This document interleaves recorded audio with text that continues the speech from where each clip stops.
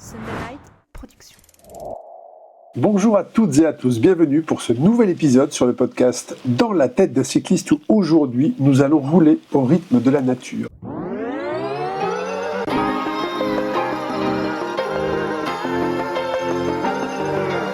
Bienvenue sur le podcast Dans la tête d'un cycliste, l'émission dédiée à tous les passionnés de vélo sous toutes ses formes. Chaque semaine, Arnaud Manzanini part à la rencontre de celles et ceux qui font le cyclisme pour nous inspirer et nous aider à nous améliorer. Je suis actuellement dans la région de Clermont-Ferrand, dans l'atelier de JP. Bonjour JP. Bonjour Arnaud, bonjour à tous. Merci pour, une nouvelle fois, merci pour l'accueil. Et aujourd'hui, effectivement, nous allons parler des vélos en bois. Alors, entre tradition et modernité, en tout cas, voilà, c'est vraiment la connexion avec la nature. Alors, qu'est-ce que tu peux nous dire, JP, en introduction de cet épisode sur les vélos en bois? Est-ce que c'est effectivement un effet de mode, puisqu'on en voit, alors non seulement on en voit de plus en plus, mais on voit aussi de plus en plus de marques qui font des vélos en bois. Il y avait quelques temps, c'était les vélos en bambou. Maintenant, on voit les vélos en bois. Voilà. Pas forcément quel est ton avis, mais qu'est-ce que tu peux nous dire sur les vélos en bois en introduction de cet épisode? Je vais parler du matériau bois. Toi, tu sais que je fais des vélos en acier, mais le bois, c'est mon deuxième matériau de cœur. Exactement, j'allais en parler, parce que toi, tu sais que tu fais de la guitare. Alors, j'ai fabriqué des instruments de musique il y a longtemps déjà, entre 1995 et 2006, et il y a de ça un an, je me suis mis en tête de relancer une marque d'instruments de musique. Et donc, au-dessus de ta tête, derrière, les gens ne le voient pas, mais il y a presque une quinzaine d'instruments en cours. Donc, c'est du bois. Et puis, on est aussi dans une maison en bois. Et ça a été aussi une partie de ma carrière professionnelle où j'ai construit et bâti un bon nombre d'immeubles en bois, d'immeubles, de maisons, voilà, des ouvrages intéressants. C'est un sujet que tu maîtrises. C'est un matériau, voilà, c'est vraiment mes deux matériaux, l'acier et le bois. Mais en effet, j'ai pas choisi le bois pour faire des vélos. Voilà. Mais après, est-ce que c'est une tendance ou pas? Le bois est un super matériau composite, parce que c'est ça, c'est un composite. On le voit revenir en force, il y a une tendance, je pense que les gens sont toujours en recherche de se différencier. Il y a un peu tout, il y a des marques qui sont en recherche de différenciation, qui vont opter pour un matériau alternatif, qui dans le cas présent peut être le bois. Il y a des gens qui ont une connexion avec le bois parce qu'ils viennent d'ailleurs, ils viennent d'un autre métier du bois, et puis ils ont une appétence pour le vélo, ils vont utiliser leur savoir-faire du matériau bois pour faire des vélos. Il y a un peu de tout, c'est difficile de faire une généralité. Le bois est un excellent matériau, point. Voilà, pour faire plein de choses. Est-ce que c'est le meilleur matériau pour faire des vélos? Tu le sais, je crois pas qu'il y ait de meilleurs matériaux pour faire des vélos. Il y en a plein, on a un mix à notre disposition. Il faut faire en fonction de ses capacités d'ingénierie, ses capacités de sourcing de produits. Voilà, il n'y a pas de révolution pour moi attachée au matériau bois pour faire des vélos, comme il n'y en a pas pour le carbone, ni pour l'aluminium, ni pour le bambou. Alors, s'il y avait justement des spécificités, en tout cas, quelles sont les spécificités des vélos en bois par rapport à d'autres cadres, justement? Alors, le bois, c'est un matériau qui est facile à travailler, pour le coup. Maintenant, est-ce qu'on peut parler d'une spécificité du matériau bois? Alors, est-ce qu'on voit aujourd'hui de plus en plus, justement, de marques et de vélos parce qu'il y a les outils qui permettent de faire les cadres en bois, ou parce qu'on ne voyait pas les cadres en bois comme on les voit aujourd'hui, il y a 10, 15 ans, 20 ans. C'est vraiment, je trouve que depuis quelques mois, quelques années, eh bien, on voit de plus en plus de marques qui fabriquent des vélos, enfin qui sortent des cadres en bois. Oui, il y en a. On n'a pas inventé d'outils supplémentaires.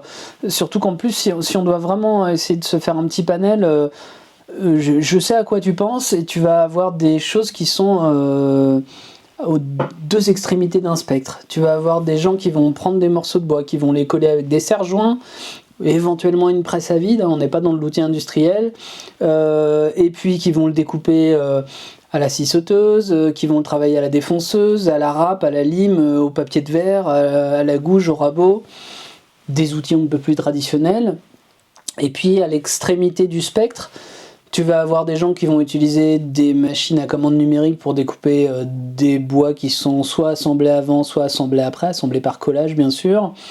Et puis tu as même, je crois que dans les marques que tu avais mises de côté en préparant l'épisode, tu as même des gens qui font des vélos en bois mais qui sont pas vraiment en bois. C'est-à-dire on a utilisé le bois mais on l'a injecté de résine pour créer un composite de composite, puisque dans le bois il y a déjà de la fibre et de la résine, hein, c'est le principe du bois, premier matériau composite. Mais il y a des gens qui font ça et qui ensuite vont usiner des pièces avec un matériau fait à partir du bois, mais qui est plus vraiment du bois, puisqu'on lui a conféré des propriétés différentes avec l'ajout de résine.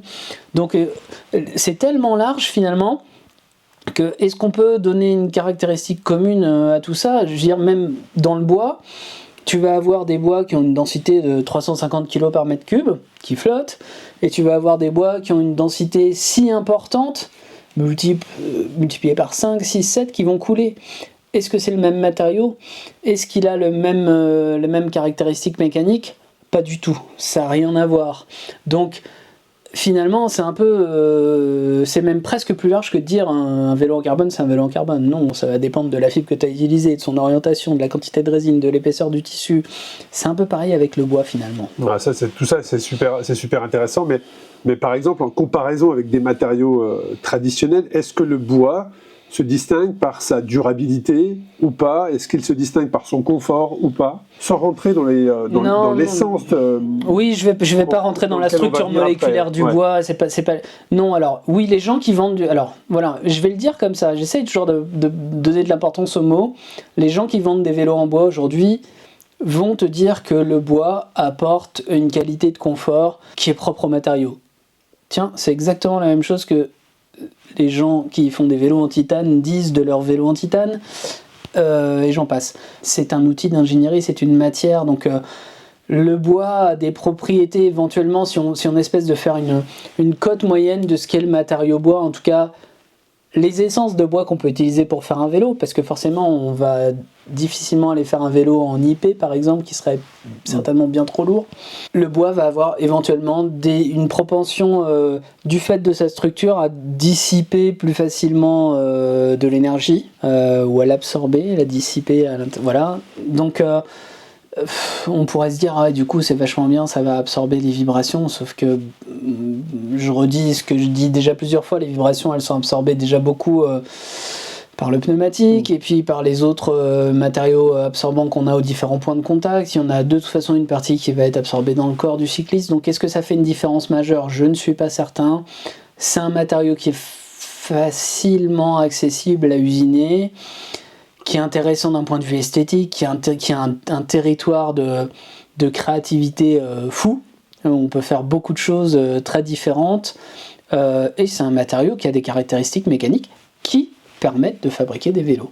Donc ça, c'est le point essentiel. Et puis dans la fabrication justement des cadres de vélos en bois, il y a plusieurs essences de bois qui sont couramment utilisées, chacune offrant ses propres propriétés spécifiques. Qu'est-ce qu'on peut dire justement qu'est-ce qu'on peut dire de ces différentes essences de bois ? Alors il y a le frêne, le noyer, le chêne. Toi, spécialiste justement du bois, ça va te parler de tout ça. Qu'est-ce que tu peux dire de ces différentes essences justement ? Alors c'est vrai que jusqu'à présent, alors quand on est dans le monde du bois, on distingue souvent les feuillus des résineux. D'accord ? Si ça parle à tout le monde, le sapin, le pin, résineux. Chêne, qu'est-ce que tu m'as dit ? Frêne aussi, feuillu, noyer. Voilà, noyer. Alors, il se trouve que, en tout cas, pour ce qui est de ce qui se fait sur le territoire français ou pas très éloigné, les gens qui font des vélos en bois, dans leur démarche, il y a aussi une considération d'empreinte environnementale. J'allais venir, ouais. Et donc de local. Et aussi les gens qui font ça, pour ceux que j'ai en tête là tout de suite quand je te parle, qui sont pas dans l'extrémité plus industrielle du spectre et plus marketing, c'est des gens qui viennent avec un savoir-faire bois avant le savoir-faire vélo, des bénisteries par exemple, et donc ils vont la plupart du temps avoir une expertise et puis une ressource locale de feuillus, donc ils vont travailler des bois de feuillus, parce que le feuillu va avoir des caractéristiques mécaniques souvent plus élevées si on ne prend pas en compte le ratio par rapport au poids. Dans la construction de logements par exemple, on utilise une majorité de résineux, parce que le rapport entre la caractéristique mécanique et le poids et la densité fait que, et puis le fait que ça soit moins cher, etc., on utilise beaucoup de résineux. Hein, tu vas avoir des poutres en sapin, des montants en sapin, des lamellés collés de sapin, des PCA, de Douglas, voilà. Donc aujourd'hui, ce qu'on voit sur le marché, les gens qui font les cadres, alors on parle de cadres en bois massif et pas de cadres en bambou, parce qu'on pourrait considérer que les cadres en bambou sont des cadres en bois, hein, finalement aussi, mais c'est une structure légèrement différente. Donc là, on parle vraiment du bois aujourd'hui. Donc oui, on voit des feuillus, on voit du frêne, on voit du chêne, du hêtre. Alors oui, j'ai lu ici et là que des gens disaient oui, alors là le cadre en gravel, je vais le faire plutôt en ci et plutôt en ça. Alors déjà, on voit rarement un cadre qui soit alors déjà, c'est jamais un seul morceau de bois. On est peut-être passé un peu vite sur ce sujet-là. Les gens s'imaginent peut-être qu'on prend un énorme morceau de bois et qu'on taille dedans. Bon, déjà, un tronc qui ferait la largeur qui permet de faire un cadre, ça serait compliqué. On aura des problèmes de torsion parce que ça reste un matériau qui va avoir des variations, qui est plus sujet aux variations dimensionnelles. On saurait dire ça, un cadre aujourd'hui, de combien de morceaux de bois il est constitué? Alors de ceux que je connais et que j'ai pu regarder, c'est tous un peu différent. De toute façon, c'est du collage. La plupart du temps, il y a au moins du collage dans l'épaisseur, c'est-à-dire de gauche à droite de votre vélo, vous allez avoir des collages, puisque ça va permettre aussi d'orienter le fil du bois et donc d'aller chercher des résistances mécaniques spécifiques à des endroits spécifiques. Encore une fois, on travaille sur du composite, hein, c'est ça. Mais je pense pas qu'il y ait de vélo. Allez, si on se disait que on pourrait faire un premier triangle avec 3 morceaux de bois comme on a des tubes ou 4 morceaux de bois, hein, je pense que de toute façon, moi ce que j'ai vu, on est au moins sur des 15, 20, 30 pièces plus, voilà. Et puis il y a du mix de matériaux aussi, puisque déjà on fait pas les fourches en bois, et que aux endroits où on a une collaboration avec une tige de sel, avec un boîtier de pédalier, etc., on vient faire des inserts aluminium qui sont collés ou résinés dans le cadre pour pouvoir recevoir ces éléments de roulement ou de rotation, des roulements à billes de la roue, enfin voilà. Des fixations des étriers de frein. Si tu suis un petit peu le monde du cycle, forcément, est-ce que tu as vu des marques qui excellent dans la fabrication justement des vélos en bois, ou des marques françaises ou étrangères qui vraiment arrivent et commencent à un petit peu se faire remarquer sur le marché? Alors en France, il y a un artisan qui fait des que je ne connais pas personnellement, que j'ai jamais rencontré, mais dont j'ai pu admirer le travail, c'est Eddy, je crois, de chez Gastaboy, qui pour le coup, voilà, je trouve exploite complètement le territoire artistique qui est permis par le matériau. Même dans la façon dont il présente son travail en images sur les vidéos, on sent qu'il y a un plan de départ, il y a une géométrie, mais c'est aussi le morceau de bois qui est sur la base et sur le haut-banc. Alors je sais pas si Eddy m'écoute, tu es le bienvenu pour me dire si je me trompe ou pas, mais je sens que, un peu comme moi, quand je suis en train de fabriquer un corps de guitare ou un manche de guitare, il y a une feuille de base, il y a un plan, mais si le fil du bois à cet endroit-là m'invite à le raboter légèrement plus dans cette dimension ou dans l'autre, j'y vais. C'est-à-dire le matériau va aussi m'emmener quelque part. En tout cas, moi je ressens ça quand je vois son travail. J'ai jamais roulé ses vélos, mais voilà, il y a un critère esthétique qui me plaît, l'intégration entre ce qu'il fait sur le bois et puis les autres composants qui vont autour, c'est toujours de très bon goût. Voilà, il y a des gens qui ont des... C'est lui qui me vient en tête quand on me parle de vélo bois, voilà. Après, il y a des marques un peu plus tech et high-tech aussi. En Amérique du Nord aussi, on a des choses. Ça me parle un peu moins. J'avoue que il y a quelque chose, et pourquoi moi je vais pas vers ce matériau-là quand je fabrique des vélos, c'est parce que les caractéristiques mécaniques du bois vont faire qu'on est toujours sur quelque chose d'assez massif. Et moi, ce qui m'attire dans le vélo, c'est le côté intemporel du tube fin. C'est pour ça que je vais sur l'acier. Là, on est sur des cadres qui vont être au moins aussi massifs visuellement, hein, sur l'impact vraiment de la surface exposée que des cadres en carbone la plupart du temps.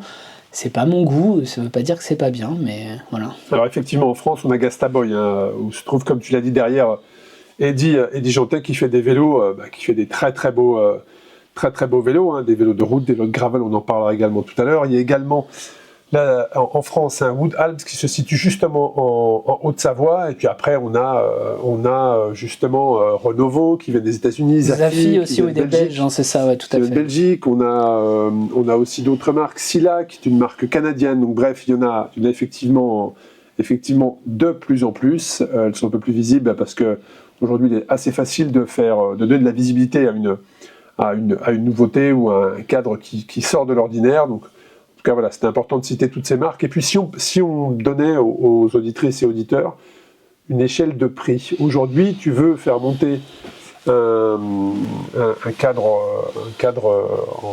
vélo avec un cadre en bois, donc c'est généralement à la carte, de toute façon, puisque tu pars d'un cadre qui est totalement unique. Oui, après, il y a quelques marques qu'on a citées qui font des cadres de production. Voilà. Donc, on est sur quel ordre de prix? Si on pouvait donner une fourchette, on va dire, ça serait de quel ordre? Par rapport aux autres matériaux, on est directement plus cher. Pourquoi? Parce que faut bien comprendre que si on fait un cadre en tube métallique, que ce soit de l'acier, de l'aluminium ou du titane, on part de tubes qui existent, qui sont dans le commerce. On prend les tubes et avec une méthode d'assemblage qu'on a choisie, que ce soit de la soudure TIG, de la soudure brasure, du manchonnage, on va assembler un vélo. Le coût de matériaux pour faire un vélo, alors en carbone on pourra faire pareil, on peut acheter des tubes de carbone et les assembler, soit en les résinant, soit en les manchonnant, et puis on peut faire des vélos en carbone dans des moules. Ça c'est très cher et accessible qu'à des gens qui font vraiment de la grosse série. Mais ce qu'on comprend, c'est que le matériau de base pour faire un cadre, le coût est faible. Et c'est toujours finalement la main d'œuvre, la méthode de mise en œuvre, la façon dont c'est organisé qui va finaliser le prix de l'objet en sortie d'usine finalement, ou en sortie d'atelier. Donc quand on est sur un matériau bois, on n'a pas des tubes, on a des planches de bois. Et de ces planches de bois, il va falloir les découper et les assembler de manière à ce qu'elles puissent constituer la structure du cadre de vélo. Et donc là où on aura dépensé peut-être une somme équivalente entre, je veux dire, aujourd'hui on fait un vélo en acier, même si on prend des tubes de très bonne qualité, j'enlève les pattes, je parle que des tubes, puisque de toute façon si on fait un vélo en bois, il va falloir quand même avoir des inserts ici et là, mais les tubes, je vais essayer de donner une fourchette qui soit appréciable par tout le monde, on a 200 à 300 euros de matériaux, pas plus que ça, ok? En bois, j'ai pas fait mes calculs là tout de suite, mais on doit pas se situer très éloigné de ça, c'est peut-être un peu moins, c'est peut-être un peu plus, en fonction de où on achète son bois, si on le fait sécher soi-même, si on l'achète déjà sec ou pas. Mais le temps de réalisation d'un cadre en bois à partir de planches, par rapport au temps de soudure de 8 tubes, si on fait de l'acier ou si on manchonne ou quoi, est nécessairement plus important. Et il y a probablement également un impact aussi sur la tarification en fonction des essences. C'est-à-dire que si tu vas prendre du chêne ou du noyer, est-ce que l'impact est-ce qu'il y a un impact sur le tarif ou pas? C'est du bois, tu vois. Alors moi c'est pas moi qui fais le débours si tu veux, donc c'est très délicat, mais aujourd'hui effectivement tu achètes 1 mètre cube de résineux, ça coûte 500 € hors taxe, 1 mètre cube de tu vois, je parle en mètre cube parce qu'on est dans le monde du bois normalement, voilà. Bon, alors c'est sûr que si on fait de l'ébénisterie d'art, on va acheter telle planche ou tel plaquage, etc. Mais grosso modo, on est toujours sur des tarifications un peu de cet ordre-là. Donc oui, si on va chercher un palissandre des Indes, un ébène de Macassar ou des choses comme ça, on va être sur des tarifications à la planche qui vont être bien plus importantes. Est-ce que c'est important d'aller chercher ça exactement dans le vélo? Je suis pas sûr, je l'ai pas vu aujourd'hui. On est sur des essences finalement assez classiques. Je suis pas sûr que les gens qui font des vélos en bois prennent plus cher s'ils font un chêne ou s'ils font un noyer ou s'ils font un frêne aujourd'hui. Parce que grosso modo, quand on est en train de parler d'un cadre qui va être aux alentours des 5 000 € pour le cadre seul, je pense que c'est l'ordre de grandeur. Tu as étudié mieux le sujet que moi certainement sur les tarifs. Ordre-là, tout à fait, j'avais 5 500 précisément. C'est le tarif de 5 000 ou de 5 500, il n'est pas dû au fait que j'ai 220 ou 230 ou même 330 € de débours de planches de bois. Ou même 500 parce que quelqu'un est allé chercher des planches déjà ultra séchées, en petite section, en petite quantité, et que ça lui a coûté beaucoup plus cher. Je pense pas. Voilà. Alors n'hésitez pas, maintenant vous avez toujours le loisir de nous envoyer des messages. Les vidéos sont les podcasts sont sur Facebook, sur la chaîne YouTube de Sunday Night Sport. interagissez avec nous, dites-moi que je me trompe, pourquoi pas, je suis prêt à discuter. C'est vraiment le temps de main-d'œuvre, le temps de façonnage qui va déterminer le prix, donc je suis pas sûr que l'achat du bois là-dedans joue un gros rôle. Voilà. Et puis on parle justement, on l'a dit en introduction d'épisode, cette particularité du bois que certains vendent comme matériaux qui absorberaient un peu plus les vibrations. Donc moi je pense vibration, je pense gravel.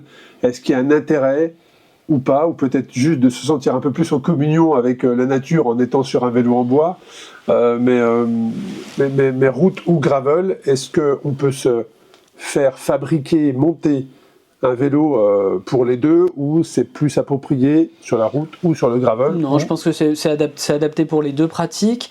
Encore une fois, c'est la géométrie, l'équipement, c'est pas juste le matériau du cadre qui va jouer. On parlait de Gastaboy, il a des géométries bien particulières, des fois il n'y a pas de tube de sel sur le triangle central. C'est exactement ce à quoi je pensais. Mais là, pour le coup, si tu veux, même hors matériaux... sur les autres vélos. Alors il y a des gens qui ont fait ça avec des matériaux métalliques, ça arrivait.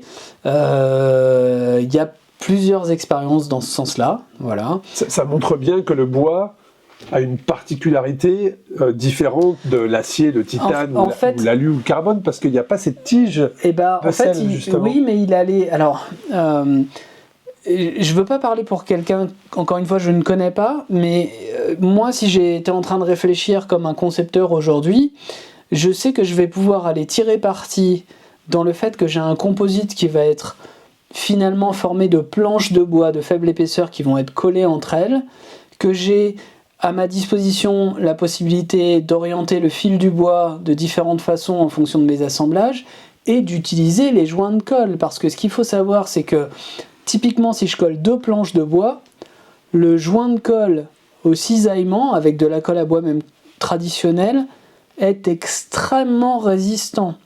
Donc si je fais un vélo où je supprime le tube de sel, pourquoi je ne le fais pas dans un matériau conventionnel? La plupart du temps, c'est que j'ai un problème non pas de résistance verticale, que je vais savoir à peu près gérer, mais je peux avoir un problème de torsion de mon cadre. Et c'est pour ça qu'on voit finalement assez peu d'expérience dans les matériaux conventionnels type métallique, parce que j'ai un problème de torsion. Si j'ai un grand parallélogramme ouvert, j'ai un vrai problématique de torsion.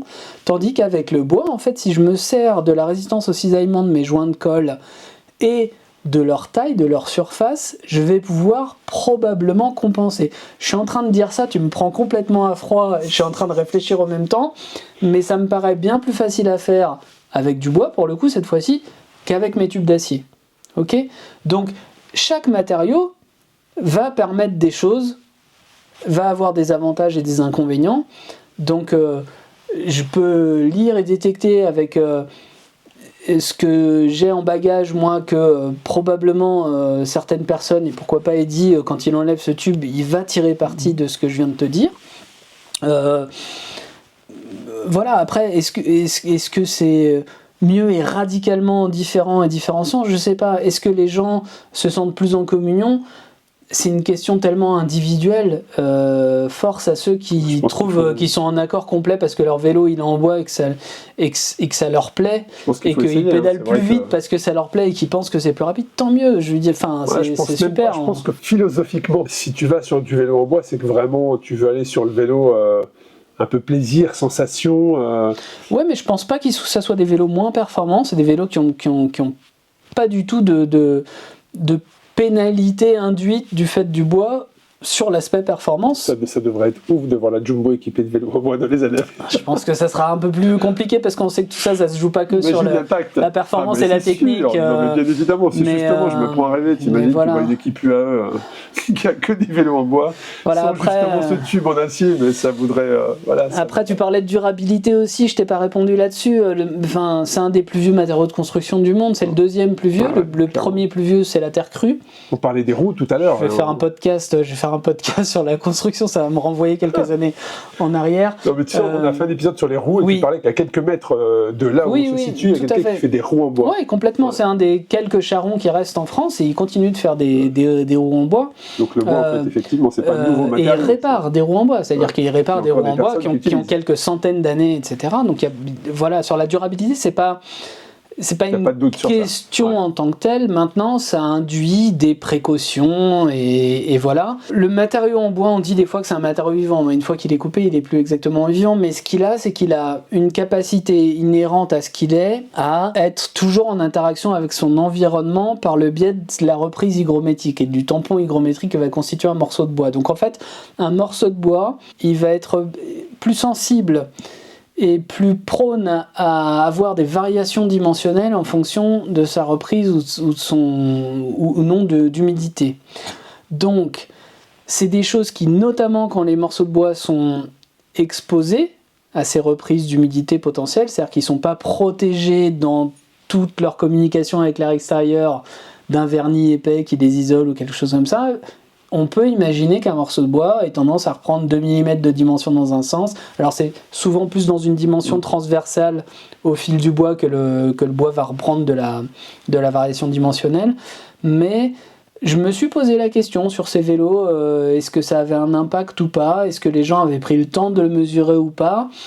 Alors après, on n'est pas sur des... Voilà, quand on a un tube de vélo qui fait 70 ou 80 mm, même s'il reprend 2%, on n'est pas en train de changer complètement la géométrie du vélo.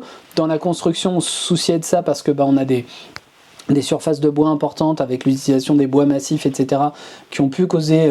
on est en train de travailler... on fait des bâtiments, on est exposé aux intempéries, donc on a de la reprise d'humidité, des choses comme ça. Donc c'est des sujets sur les vélos, c'est quelque chose qui m'intrigue, ça par exemple. Mais on peut supposer qu'il y a des variations dimensionnelles dans la vie du vélo qui interviennent. Ça serait étonnant que ça soit pas le cas du tout. Est-ce que les gens qui font ça, s'ils sont intéressés ou ont essayé de mesurer, je me pose la question. Tu vois, moi ça me titillerait, ça serait un de mes angles d'inquiétude peut-être, ou en tout cas de surveillance. Maintenant là, tous les gens qui font des vélos en bois, qui les commercialisent, ont des finitions, hein. Voilà, donc ils ont des finitions sur ce qui préserve le caractère esthétique du bois. Maintenant, on attend quelle durée de vie d'un vélo ?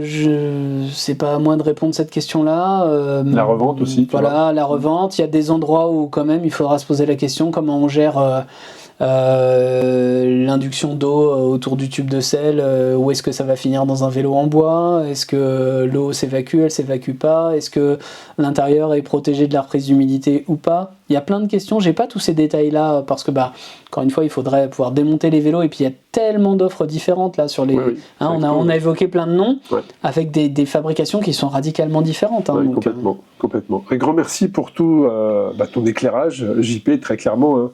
En conclusion, on vous invite à explorer cette merveilleuse alternative dans le monde du cyclisme, qui est justement les cadres, les vélos en bois. Je vous invite à partager cet épisode. N'hésitez pas également, comme l'a dit JP, à nous faire vos commentaires, vos retours sur les différents réseaux.